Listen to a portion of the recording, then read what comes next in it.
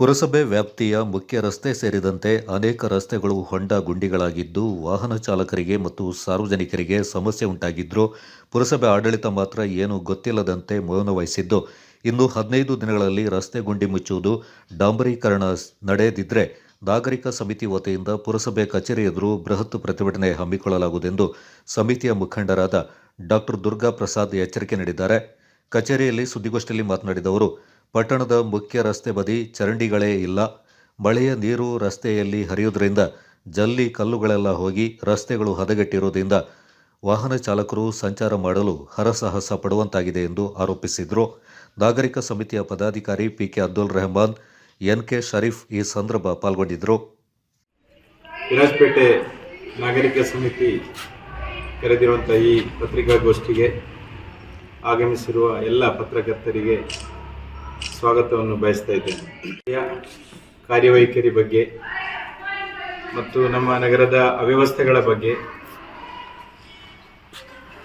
ಮುನ್ಸಿಪಾಲಿಟಿಯವರು ಕೈಗೊಳ್ಳುತ್ತಿರುವಂತಹ ನಿಲುವುಗಳ ಬಗ್ಗೆ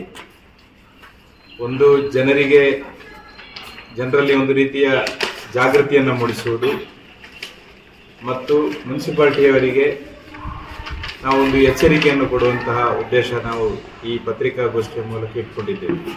ಪುರಸಭಾ ವ್ಯಾಪ್ತಿಯಲ್ಲಿ ಇವತ್ತು ನಾನು ಪ್ರಮುಖವಾಗಿ ಹೇಳ್ತಾ ಇರುವಂತಹದ್ದು ಅತ್ಯಂತ ತುರ್ತಿನ ಸಮಸ್ಯೆ ವಿರಾಜಪೇಟೆಯ ರಸ್ತೆಗಳು. ಮುಖ್ಯ ರಸ್ತೆ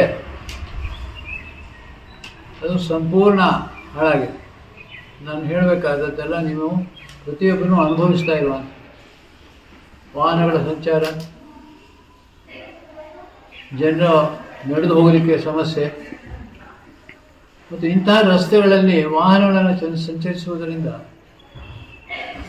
ವಾಹನಗಳಿಗೂ ಸಹ ತೊಂದರೆ ಆಗ್ತದೆ. ಅದರ ಪಾರ್ಟ್ಸ್ ಎಲ್ಲ ಎಫೆಕ್ಟ್ ಆಗ್ತದೆ. ನಿರಂತರವಾಗಿ ಓಡಿಸುವವರು ರಿಕ್ಷಾದವರೆಲ್ಲ ಅವರಿಗೆ ಓಡಿಸಿದ್ರ ಮೇಲೆ ಅವರ ಕೈಕಾಲಿಗೆಲ್ಲ ಅವರಿಗೆ ಕಾಯಿಲೆ ಬೇಗ ಬರ್ಬೋದು. ಇಂಥ ರೀತಿಯಲ್ಲಿ ಓಡಿಸುವಾಗ ಹೆಚ್ಚಿನ ಮಟ್ಟಿಗೆ ಅದರ ಪೆಟ್ರೋಲ್ ಡೀಸೆಲ್ ಉಪಯೋಗವಾಗಿ ಪರಿಸರಕ್ಕೂ ಸಹ ದೋಷ ಬರ್ತದೆ.